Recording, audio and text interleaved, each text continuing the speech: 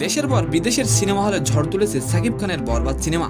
দোস্ত, সম্প্রতি দেশের সিনেমাগুলোতে ঝড় তোলার পর বরবাদ মুক্তি পেয়েছে ইতালির রোম শহরে। দোস্ত, ইতালিতে বাংলাদেশি সিনেমা এমন রেকর্ড গড়বে সেটা কেউ আশাই করেনি। অ্যান্ড সেকেন্ড নিউজটি থাকবে দোস্ত, সম্প্রতি বাংলাদেশ ও জিম্বাবুয়ের সিলেটে প্রথম টেস্ট ম্যাচ চলছিল, সেখানে 7 বছর পর বাংলাদেশের বিপক্ষে রেকর্ড গড়ল জিম্বাবুয়ে। তো আশা করি নিউজ দুটি জানতে অবশ্যই ভিডিওটি সম্পূর্ণ দেখবেন। দোস্ত, ইতালির রোম শহরে বরবাদ সিনেমার মুক্তির পর প্রবাসী দর্শকদের মাঝে ব্যাপক উন্মাদনা দেখা যায়। ভিডিওটিতে যেটি দেখছেন এটি কোনো বাংলাদেশি সিনেমা হলের দৃশ্য নয়, এটি ইতালির একটি সিনেমা হলের দৃশ্য। দোস্ত, সম্প্রতি IMDb সেরা 100 সিনেমার তালিকা প্রকাশ করে, যেখানে হলিউড থেকে বলিউড সিনেমাও রয়েছে। দোস্ত, সেখানে বরবাদ সিনেমা 7.5 রেটিং নিয়ে 44 নম্বরে অবস্থান করছে।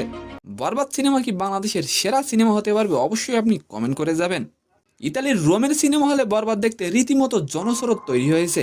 প্রবাসীরা হুমড়িক হয়ে উপভোগ করছেন বরবাদ সিনেমা। দোস্ত, অনেকে বলছেন এর আগে অন্য কোনো বাংলা সিনেমা এমন করতে পারেনি। দোস্ত, অন্যদিকে টেস্টে এর আগে 162 রানের বেশি তাড়া করতে পারেনি জিম্বাবুয়ে, তাই সিলেটে জিততে হলে তাদেরকে রেকর্ড গড়তে হতো, আর সেটিই করলেন তারা। বাংলাদেশকে 3 উইকেটে হারিয়ে 4 বছর পর টেস্ট ম্যাচ জিতল জিম্বাবুই, আর 7 বছর পর বাংলাদেশের বিরুদ্ধে জয় পেল তারা। তো সম্মানিত দর্শক, আজকের ভিডিওটি কেমন লাগলো অবশ্যই কমেন্ট বক্সে জানাবেন, আর ভিডিওটি যদি ভালো লাগে অবশ্যই লাইক দিয়ে আমাদের চ্যানেলটিকে সাবস্ক্রাইব করে দিবেন। ধন্যবাদ।